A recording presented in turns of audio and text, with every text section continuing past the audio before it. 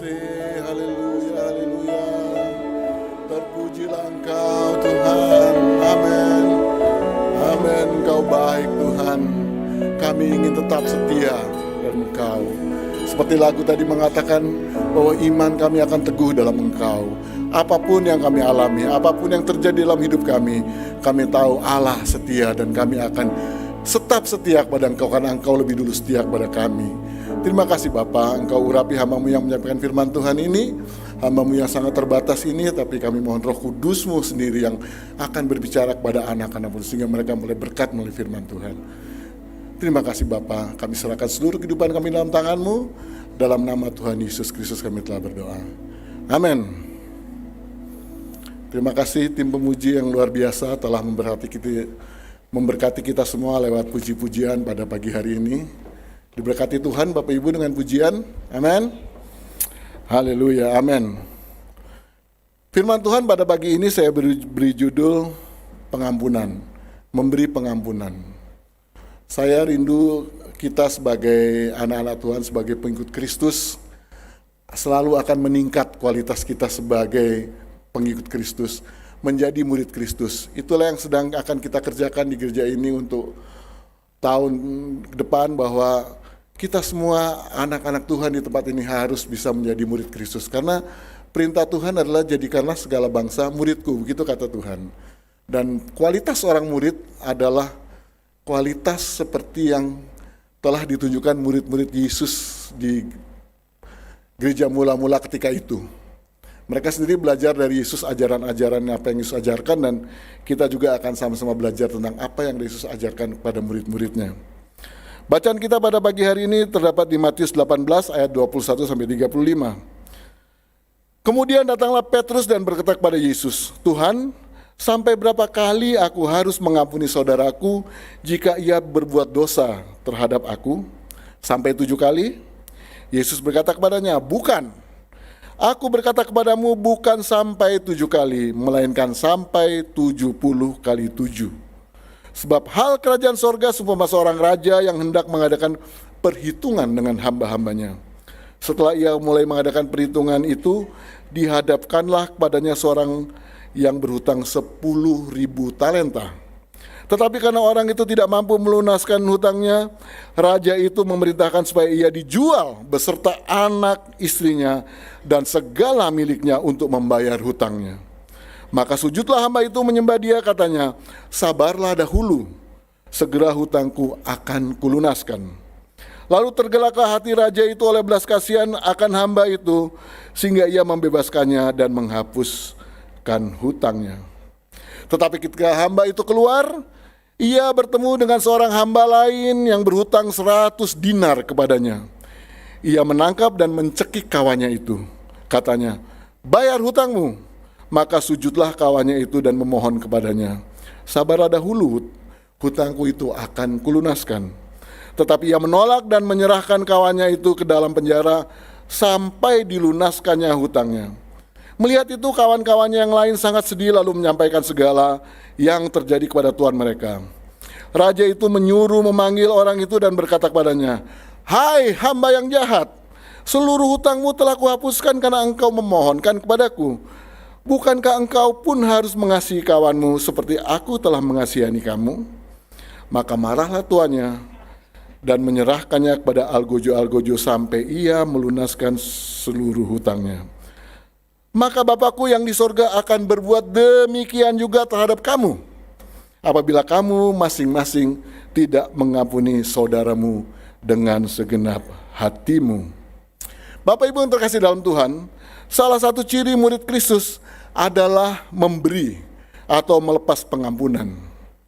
Dan kita sebagai murid-murid Yesus, sebagai hamba-hamba Tuhan, kita di sini semua adalah hamba Tuhan, Bapak Ibu sekalian, bukan cuma saya, bukan cuma Pak Harrison, Ibu Aneka, atau Pak Sintong. Kita semua di sini adalah hamba Tuhan. Dan seorang hamba Tuhan, seorang pengikut Kristus, seorang murid Yesus harus memiliki sifat ini, Bapak Ibu. Harus punya sifat lapang akan pengampunan. Martin Luther King Jr., seorang pendeta sekaligus pejuang kemanusiaan di Amerika Serikat, mengatakan demikian, "Kita harus mengembangkan dan memelihara kemampuan mengampuni Ia yang tidak memiliki kekuatan mengampuni tidak mempunyai kekuatan untuk mengasihi. Jadi pengampunan itu selalu berelasi kuat dengan mengasihi, Bapak Ibu sekalian. Saripati dari ajaran Kristus, inti dari ajaran Kristus kita semua sudah tahu, yaitu kasih. Dalam kasih kita mendapat kemerdekaan, Bapak Ibu. Merdeka dari kebencian, merdeka dari kemarahan, merdeka dari dendam, merdeka dari sakit hati. Karena semua hal itu dapat merusak pribadi kita. Karakter kita bisa rusak kalau kita memelihara kebencian, kita memelihara kemarahan yang berlarut-larut, kita memelihara sakit hati dan kemudian menjadikan itu dendam. Maka sebenarnya kita sedang merusak diri kita. Bukan hanya merusak karakter kita, bahkan fisik kita pun bisa dirusak ketika kita berada dalam situasi yang demikian. Kasih menutup banyak sekali dosa, kata Rasul Petrus di 1 Petrus 4 ayat 8. Artinya banyak sekali dosa yang bisa kita hindarkan.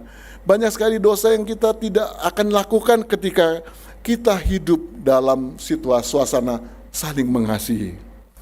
Banyak sekali kejahatan, Bapak Ibu sekalian, yang terjadi ketika manusia saling membenci. Ketika sakit hati menguasai dirinya. Ketika dendam membakar hatinya. Dan kita bisa mendengarnya dari berita-berita di semua media. Ada, itu sebabnya di Indonesia hampir semua televisi itu ada ya. Kriminalitas malam, krim malam, atau sebagainya, acara-acara kriminalitas itu. Banyak sekali diberitakan bahwa ada orang yang membunuh orang tuanya seperti di Depok. Anak membunuh ibunya dan berusaha membunuh ayahnya, tapi ayahnya tidak meninggal, berhasil selamat karena sakit hati katanya kepada orang tuanya. Rasa sakit hati sampai kepada orang tuanya pun dia rela membunuh ibunya sendiri. Kadang-kadang perasaan dendam, perasaan benci itu bukan hanya karena orang menyakiti kita, tapi karena egoisme kita. Karena kita hanya bisa melihat kebenaran dari perspektif kita sendiri. Jadi yang benar cuma saya sendiri. Begitu orang lain melakukan hal-hal yang tidak sesuai dengan keinginan saya, maka orang itu tidak benar dan orang itu patut dibenci. Itulah yang membuat orang seringkali salah menilai terhadap apa yang dialaminya. Salah menilai terhadap apa yang dirasakannya sebagai sakit hati bagi dirinya. Seperti contoh tadi yang orang di Depok membunuh ibunya, dia merasa sakit hati karena sering dimarahin oleh orang tuanya. Ternyata mereka punya perusahaan keluarga, anak ini dipercaya untuk mengelolanya, ternyata dia tidak bisa mempertanggungjawabkan keuangan perusahaan sehingga perusahaan itu mengalami masalah. Dan ketika orang tuanya marah sama dia marah sama orang tuanya, dia pikir orang tuanya yang menyakiti dia, padahal dia lebih dulu berbuat hal yang salah. Itulah egoisme manusia, sehingga manusia tidak lagi mampu melihat sesuatu yang benar di luar sana, kecuali yang ada dalam perspektif dirinya sendiri. Quote yang tadi kita baca, Martin Luther King, pendeta Martin Luther King, yang menulis bahwa kalau kita tidak bisa mengampuni orang, maka sebenarnya kita juga sulit untuk mengasihi orang lain. Karena itu berelasi dengan sangat erat. Tapi akhir hidup dari Martin Luther King, dalam perjuangannya melawan ketidakadilan, dalam perjuangannya melawan diskriminasi ras pada waktu itu di Amerika, Martin Luther King dibunuh oleh orang yang membencinya. Dalam hal ini yang menjadi terdakwa dan kemudian jadi terpidana adalah James O'Reilly. Dia adalah seorang penjahat kambuhan, pengikut aktivitas supremasi kulit putih yang menganggap bahwa kulit-kulit berwarna adalah musuh dari kulit putih. Mereka adalah ras yang rendah, harus diperlakukan dengan tidak baik. Harus bila perlu dimusnahkan seperti waktu Hitler merasa bahwa ras Arya, ras Jerman itu paling tinggi dan kemudian dia memusnahkan orang-orang yang dianggap menjadi saingan dia, dalam hal ini orang Yahudi. Itu yang terjadi terhadap Martin Luther King yang telah berjuang atas kemanusiaan. Ini malah lebih unik lagi Bapak Ibu. Orang kulit hitam atau kulit berwarna tidak melakukan kesalahan kepada orang kulit putih, tapi dibenci karena doktrin. Karena hal-hal yang sebenarnya tidak berkaitan dengan pribadi. Dan itu sangat berbahaya ketika kita memelihara kebencian. Jadi walaupun orang itu tidak berbuat salah kepada kita pun, ketika kita membencinya, kita bisa berbuat jahat kepadanya. Memberi pengampunan Bapak Ibu sekalian bukanlah suatu hal yang mudah dilakukan oleh manusia. Bacaan tadi waktu kita membaca dalam Kitab Matius pasal 18 ayat 21 tadi, ceritanya Yesus lagi kumpul-kumpul dengan murid-muridnya. Kemudian Petrus datang nanya sama Yesus, Yesus, kita tuh harus mengampuni orang itu berapa kali sih sebenarnya? Dan Petrus kemudian menawarkan satu angka yang tinggi. Apakah 7 kali? Karena dalam tradisi rabinik waktu itu, tradisi Yahudi ketika itu yang diajar oleh para rabi, bahwa mengampuni orang itu adalah batasnya 3 kali. 3 kali adalah kesalahan yang bisa ditoleransi oleh manusia. Selebihnya kita boleh membalas. Itu ajaran dari Perjanjian Lama yang kemudian diteruskan oleh para rabi berdasarkan bacaan-bacaan mereka. Jadi ketika Petrus menawarkan angka 7, Petrus merasa itu sudah besar sekali, sudah 2 kali lipat lebih dari apa yang sudah diajarkan oleh para rabi Yahudi ketika itu. Tapi kemudian jawab Yesus kepadanya itu sangat mengejutkan. Yesus bilang bukan 7 kali, tapi 70 kali 7. Satu angka yang sangat besar yang jauh dari ekspektasi atau dari pemikiran Petrus dan mungkin para murid yang lain ketika itu, karena mereka dipengaruhi juga oleh tradisi Yahudi yang diajarkan oleh guru-guru mereka. Jumlah itu jumlah yang sangat besar, dan hal itu menyedihkan bahwa menurut Yesus, kata Yesus bahwa mengampuni orang tidak ada batasannya. Kita harus senantiasa membuka hati kita untuk mengampuni orang yang bersalah kepada kita. Setiap orang Kristen harus bisa mengampuni orang yang bersalah kepada dirinya, karena itu adalah sikap hati yang benar sebagai orang Kristen ketika ia bisa membuka hati untuk mengampuni orang yang bersalah kepada dirinya. Dalam ayat lain, Lukas 17 ayat 4, Yesus mengatakan kita harus mengampuni seseorang yang bersalah kepada kita 7 kali sehari. Kalau 1 tahun 365 hari, 7 kali 365. Kalau 10 tahun, 7 kali 3.650. Banyak sekali, tidak terbatas. Dan itulah yang diajarkan Yesus kepada murid-muridnya. Dalam hal ini dia mengatakannya kepada Petrus.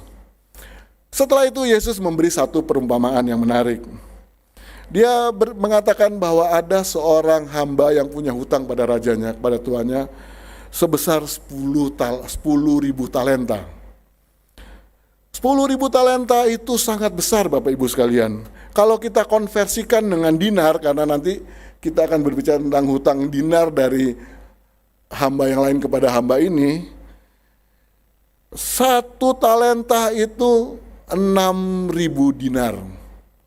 Maka kalau 10.000 talenta berarti 60 juta dinar. Kalau 1 dinar menurut catatan-catatan yang saya baca di ensiklopedia dan sebagainya, 1 dinar itu adalah upah untuk 1 hari pekerja pada masa itu. Jadi Bapak Ibu bisa membayangkan bahwa kalau ia memberikan semua gajinya untuk membayar hutangnya, dan itu tidak mungkin karena kita perlu potong separuh untuk makan, untuk kehidupan kita. Tapi kalau dia katakanlah membayar hutangnya dengan seluruh gajinya, maka dia butuh 60 juta hari untuk membayar hutangnya kepada raja. Artinya 164.000 tahun baru dia bisa melunasi hutangnya kepada raja. Itu kan nggak mungkin Bapak Ibu sekalian. Siapa yang hidup 164.000 tahun? 164 tahun saja nggak ada orang hidup sepanjang itu, ya kan? Dan itu dia harus membayar hutangnya kepada raja. Hal itu menggambarkan bahwa betapa besar kesalahan kita, betapa besar dosa-dosa kita kepada Tuhan, dan kita tidak mungkin bisa membayar bahkan dengan semua yang kita miliki. Hutang kita kepada Tuhan seperti hutang hamba itu kepada sang raja. Karena apa? Karena hamba itu melalaikan tugas-tugasnya. Hamba itu tidak mempergunakan wewenang atau uang yang diberikan oleh raja untuk dikelolanya dengan baik. Barangkali uang itu dikorupsinya, dihambur-hamburkannya sehingga kemudian habis dan dia tidak bisa mempertanggungjawabkannya. Dan ketika raja meminta pertanggungjawaban dan ia tidak bisa mempertanggungjawabkan, maka raja berniat untuk menghukum orang ini. Tetapi saudara yang terkasih, kemudian orang ini datang kepada raja dan meminta ampun. Sabarlah katanya, hutangku pasti aku bayar. Saudara yang terkasih, seluruh dosa kita sebenarnya juga seperti dosa hamba ini.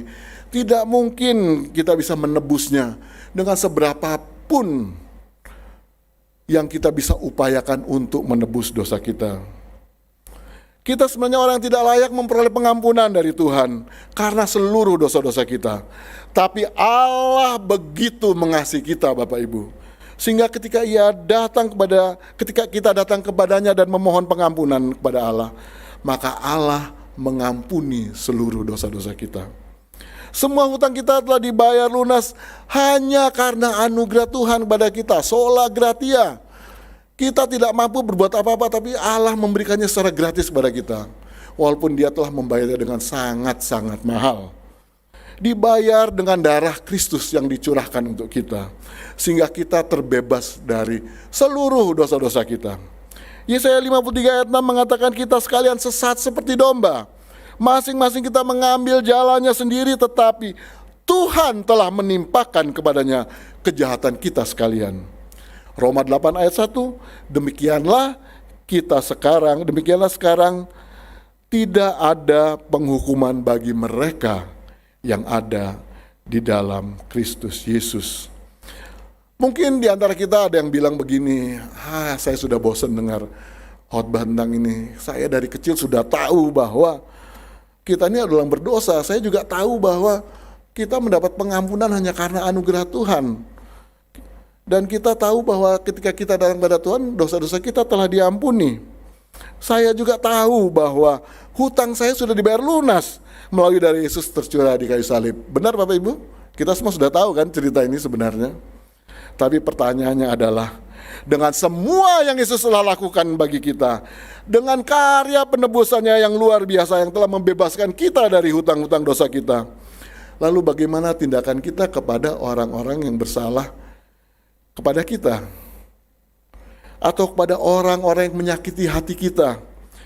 Apakah kita bisa memberi pengampunan seperti Allah mengampuni dosa-dosa kita melalui pengorbanan Yesus di kayu salib? Hamba yang tadi punya utang banyak dan sudah diberi pengampunan, dianggap lunas oleh sang raja, oleh hambanya itu. Ketika dia keluar dari ruangan raja, ketika dia selesai mendapat pengampunan dari raja, dia ketemu sama temannya yang punya utang 100 dinar. 100 dinar cuma 60.000 dari jumlah utangnya dia kepada raja tadi. Tapi apa yang dilakukan oleh hamba ini kepada temannya? Hamba ini mencekik temannya dan menagih utangnya. Dan ketika temannya datang seperti waktu dia berbicara kepada sang raja, sabarlah, aku pasti akan melunasi hutangku. Hamba ini tidak memberi maaf kepada temannya. Dia bilang, kamu harus bayar hutangmu, kalau enggak saya masukkan ke penjara sampai kamu bisa membayar lunas utangmu kepada saya. Itulah contoh dari orang-orang yang tidak mengerti konsep keselamatan. Orang-orang yang menutup hati, pintu hatinya dari rasa belas kasihan kepada orang lain. Ia memenjarakan temannya. Akibatnya teman-teman yang lain kemudian merasa sedih lihat kelakuan temannya dan melaporkan kepada raja. Dan raja menjadi marah. Raja memanggil orang itu dan mengatakan, hei, kamu kan sudah saya ampuni. Hutangmu yang kamu gak bisa bayar itu sudah saya anggap lunas, sudah selesai. Kenapa kamu berbuat jahat kepada temanmu? Lalu apa yang dilakukan oleh raja? Kata Alkitab mengatakan raja menyerahkan orang yang jahat, hamba yang jahat itu kepada algojo sampai ia dapat melunasi hutangnya. Hal-hal demikian sering terjadi dalam kehidupan kita, Bapak Ibu sekalian. Begitu banyak kesalahan kita kepada Bapa di surga. Sebanyak itu pula pengampunan yang diberikan Tuhan kepada kita. Tapi ketika teman kita, ketika saudara kita, ketika kerabat kita, ketika kolega kita melakukan kesalahan kepada kita, maka kita dengan sangat mudah membencinya. Inilah persoalan kita, Bapak Ibu sekalian. Kebencian itu sumber dari masalah manusia yang tidak bisa mengampuni orang lain. Dalam kebencian itu tidak ada hal-hal yang baik. Tidak ada satupun yang positif ketika kita membenci orang lain. Tapi manusia seringkali suka memelihara dan menyimpannya dalam hati. Dan dalam sejarah manusia begitu banyak orang yang mengalami kegagalan dan jatuh karena kebencian, karena dendam, karena sakit hati. Karena begitu kita ada di dalamnya dan kita tidak bisa keluar dari rasa dendam kebencian, maka kita sebenarnya sedang merusak diri kita. Kita sedang merusak hidup kita, dan mungkin juga kita bisa merusak kehidupan orang lain. Ketika kita berhasil melakukan membalas dendam dengan cara-cara yang jahat, kita juga merusak kehidupan orang lain. Tapi yang terutama, kita sedang merusak diri kita sendiri. Hal yang menarik dari kebencian ini, sebenarnya benci dengan cinta itu adalah beda-beda tipis, Bapak Ibu sekalian ya. Seorang yang membenci dan seorang yang mencintai sama-sama selalu memperhatikan orang yang dicintai. Orang yang mencintai selalu memperhatikan orang yang dicintai. Orang yang benci sama orang lain juga selalu memperhatikan orang yang dibenci. Orang yang mencintai orang lain selalu peduli dengan orang yang dicintai. Orang yang membenci orang lain juga sama sebenarnya. Dia peduli banget dengan orang yang dia benci. Dia tahu semua apa yang dilakukan orang yang dia benci. Tapi memang outputnya yang beda ketika orang mencintai dan orang membenci. Hal itu sangat menarik sebenarnya dalam kehidupan manusia. Kenapa manusia begitu mudah membenci orang? Mengapa kita begitu sulit memberi pengampunan pada orang? Kenapa kita susah melepaskan dendam kita kepada orang? Bahkan kita cenderung suka menyimpannya dan kemudian mencari jalan kapan saya bisa membalasnya. Ketahui Bapak Ibu yang terkasih dalam Kristus, orang yang membenci orang sampai sedemikian rupa adalah sebenarnya orang yang sedang membenci dirinya sendiri. Karena sadar atau tidak sadar, ketika dia membenci orang lain, ketika dia menaruh dendam, ketika menaruh sakit hati yang tidak mampu ia puaskan dengan membalas, maka sebenarnya dia juga sedang merusak dirinya sendiri. Tapi dengan kenyataan itu, ternyata sulit sekali orang untuk mengampuni orang lain. Betul ya Bapak Ibu sekalian? Nggak gampang itu. Karena ternyata ketika kita membenci, ketika kita marah yang berkepanjangan dengan orang lain, ketika kita sakit hati dengan orang lain, kebanyakan itu terjadi dalam relasi yang kuat antara kita dengan orang yang kita benci. Orang yang membenci orang lain kebanyakan ia membenci saudaranya. Orang yang membenci orang lain kebanyakan ia membenci teman sekerjanya. Kebanyakan orang yang membenci orang lain adalah membenci bahkan teman sepelayanannya di gereja. Dan itu terjadi saudaraku yang terkasih dalam Tuhan. Berapa banyak orang di gereja menghabiskan waktu untuk menjelekkan temannya sama-sama rekan sepelayanan. Karena sakit hati mungkin apa yang telah dilakukan oleh temannya kepada dirinya. Kenapa itu bisa terjadi Bapak Ibu sekalian? Karena potensi gesekan, potensi kesalahan. Salah paham itu sering terjadi ketika kita berrelasi dekat dengan orang lain. Dan itu biasanya terjadi di antara keluarga, antara ayah, ibu dan anak, anak dengan orang tua, kakak dengan adik, dengan teman kerja di kantor, dengan rekan sepelayanan, dengan teman seiman satu gereja. Itu yang terjadi karena kita sering ketemu dengan mereka. Oleh sebab itu teks yang kita baca tadi sebenarnya berbicara tentang mengampuni kesalahan orang yang punya kedekatan emosional dengan kita. Karena kekecewaan itu sering terjadi dengan orang-orang yang terdekat dengan kita. Ketika Petrus bertanya kepada Yesus, ia bertanya tentang berapa kali ia harus mengampuni saudaranya. Jadi dia tidak berbicara tentang orang lain, dia berbicara tentang saudaranya, dengan orang yang punya relasi dekat dengan dia, orang yang sering berhubungan dengan dia. Karena kedekatan emosional itu seringkali membuat adanya ekspektasi-ekspektasi yang berbeda dengan ketika kita berinteraksi dengan orang-orang yang tidak dekat dengan kita. Orang yang terdekatlah yang sering membuat kita kecewa, karena harapan-harapan kita terhadap dia tidak sesuai dengan kenyataan yang terjadi. Harusnya dia mengerti kondisi saya. Saya dulu sering bantu dia. Waktu dia susah, saya suka bantu dia. Tapi sekarang ketika saya punya masalah, dia kok gak peduli sama saya. Bahkan kadang-kadang pura-pura gak kenal. Padahal dia teman baik saya. Itulah yang membuat kita kecewa. Seharusnya dia kan saudara saya. Dia harus menutupi semua kekurangan saya. Dia harus menjaga kehormatan saya. Tapi kenapa dia menjelekkan saya kepada orang lain? Hal itu mengecewakan kita.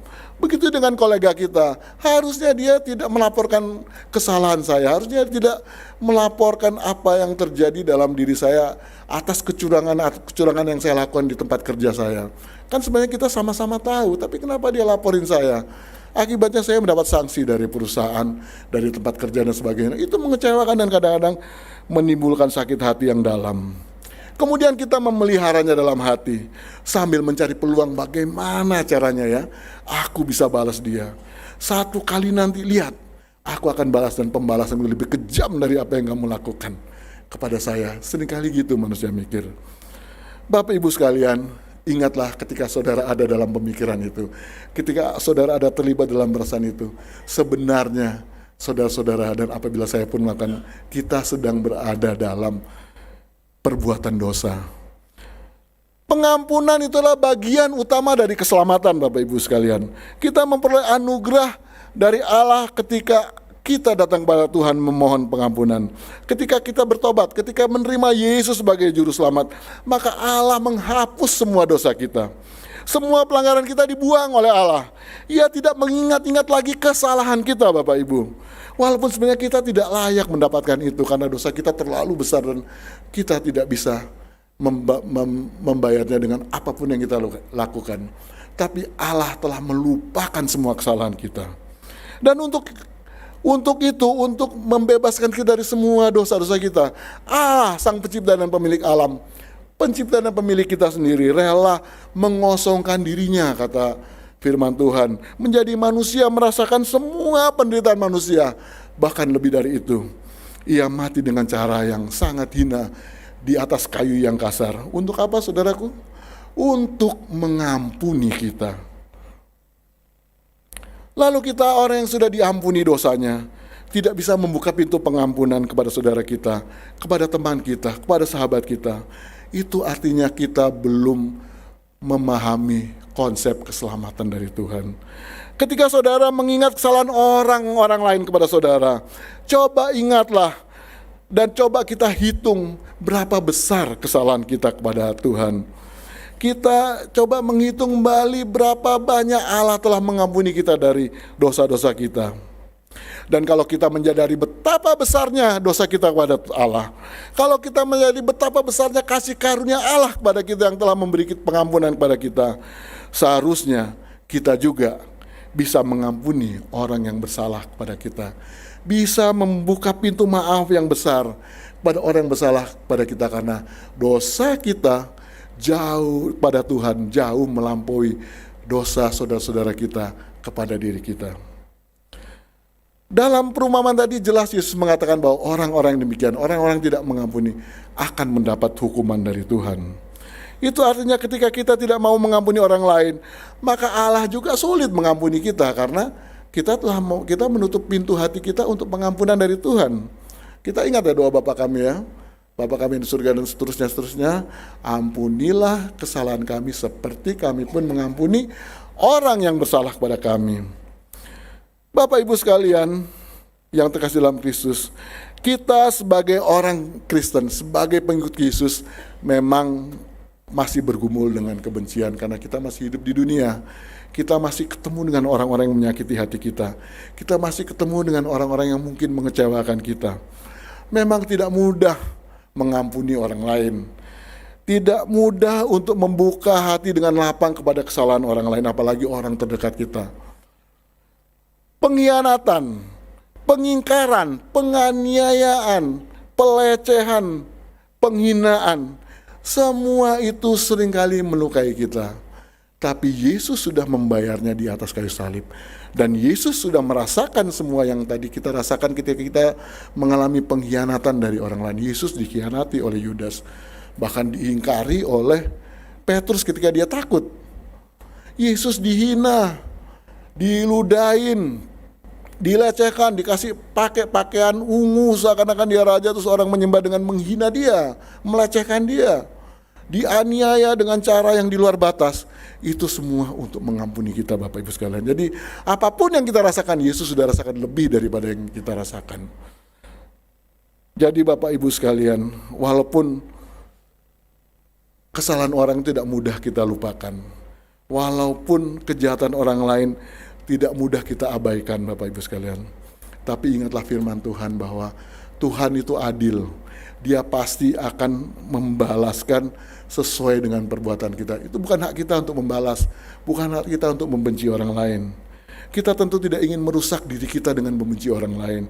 Kita tentu ingin selalu berada dalam damai sejahtera dari Tuhan. Maka dari itu saudaraku, untuk memperoleh damai sejahtera dari Tuhan, kedamaian yang melampaui segala akal itu, bukalah hati kita untuk memberi pengampunan kepada orang lain. Berilah maaf pada orang lain yang bersalah kita ketika datang minta maaf pada kita. Tidak mudah tapi bisa kita lakukan. Ketika kita membuka pintu maaf, ketika kita memberi pengampunan pada orang lain, sebenarnya kita sedang membuka tingkap-tingkap langit berkat untuk diri kita. Bapak Ibu sekalian, apa yang saya sampaikan pada pagi hari ini, apa yang saya khotbahkan pada pagi hari ini adalah sesuatu yang sudah saya alami sendiri, Bapak Ibu. Orang-orang yang mengenal saya pada waktu itu, yang sudah kenal saya dari zaman lama sekali, tahu persis bagaimana kehidupan saya. Saya pernah hancur, saya pernah rusak, saya pernah hidup dalam jalan yang buntu seakan-akan tidak ada jalan keluar. Karena saya tidak mampu melihat ketika hidup saya dilingkupi oleh kebencian, ketika hidup saya dilingkupi oleh kepahitan. Ketika saya tidak membuka hati kepada Tuhan untuk memohon pengampunan dari Tuhan, supaya saya bisa terbebas dari rasa benci, terbebas rasa dendam, terbebas dari rasa sakit hati. Tapi kemudian saya memutuskan untuk datang kepada Tuhan. Saya meminta Tuhan memberi kekuatan kepada saya untuk mengampuni orang yang menyakiti saya. Maka ketika itu datang saudara, saya memperoleh damai sejahtera dari Tuhan. Saya sukacita dari Tuhan itu tiba-tiba menghampiri saya. Dan saya bisa berjalan tanpa kebencian. Saya bisa menata hidup saya karena konsentrasi saya tidak lagi kepada benci kepada orang lain, tidak lagi kepada kemarahan kepada orang lain yang kemudian menggerogoti saya, yang membuat energi saya habis cuma karena mikirin orang lain yang saya benci. Tapi saya bisa berjalan dalam hal-hal yang lain, hal-hal yang baik yang bisa saya lakukan. Saya punya waktu untuk memikirkan semua yang baik. Dan saya mampu berjalan dalam hal-hal yang dikehendaki oleh Tuhan. Dan Bapak Ibu sekalian, pada pagi hari ini saya berdiri di sini, saya bisa berbicara tentang pengampunan. Karena itu sudah selesai dalam diri saya. Saya sudah bisa merasakan sendiri Bapak Ibu sekalian, bahwa hidup dalam kebencian, hidup dalam kepahitan memang benar-benar merusak diri kita. Oleh sebab itu, Bapak Ibu sekalian, lepaskanlah pengampunan kepada orang lain. Hal itu tidak mudah memang. Tapi ketika kita datang kepada Tuhan, minta Roh Kudus memimpin kita. Roh Kudus memimpin kita, menjaga kita, memberikan hati yang baru kepada kita untuk membuka maaf pada orang lain. Maka Bapak Ibu, saudara-saudara yang terkasih, maka hati yang penuh kebencian itu akan dirubah oleh Allah menjadi hati yang penuh mengasihi sesama. Kita akan hidup dalam kasih, kita akan berjalan dalam semua kebaikan Tuhan. Dan ketika Tuhan ada bersama-sama dengan kita, ketika Tuhan menolong kita melewati semua pengalaman-pengalaman pahit kita, ketika kita mengasihi orang-orang yang jahat terhadap kita, ketika kita mendoakan orang-orang yang menganiaya kita, maka Alkitab mengatakan itu tandanya bahwa kita adalah anak-anak Bapa di sorga. Matius 5 ayat 44-45 mengatakan demikian. Jadi ketika saya berbicara bahwa tingkap langit akan dibuka bagi kita, yang membuka pintu pengampunan bagi orang yang bersalah kepada kita, kita sedang membuka pintu berkat pada kita. Karena ketika itu kita menjadi anak-anak Allah, anak-anak Bapa di surga. Dan sebagai anak Bapa di surga, berkat yang limpah juga disediakan oleh Bapa kepada kita. Amin Bapak Ibu. Itulah kita yang hidup dalam pengampunan dari Tuhan. Saya berdoa buat saudara-saudara sekalian pada pagi hari ini, kalau ada yang masih menyimpan kemarahan, menyimpan sakit hati kepada orang lain, mari kita datang kepada Tuhan. Kita minta, Tuhan tolong bebaskan saya dari perasaan ini. Saya tidak mampu melakukannya dengan kekuatan saya sendiri. Saya mohon Roh Kudus datang untuk membebaskan saya, sehingga saya bisa melakukan hal-hal yang lain yang baik. Saya bisa melakukan hal-hal yang berguna bagi orang lain. Saya bahkan bisa melakukan hal-hal yang baik bagi kemuliaan nama Tuhan ketika saya mengampuni orang lain. Tuhan bebaskan saya, ampuni saya kalau saya ada dalam situasi seperti itu. Dan yakinlah, Tuhan mengasihi Bapak Ibu sekalian, dan Tuhan siap mengampuni Bapak Ibu sekalian dan membuka pintu hati maaf Bapak Ibu sekalian terhadap orang yang bersalah kepada Bapak Ibu sekalian.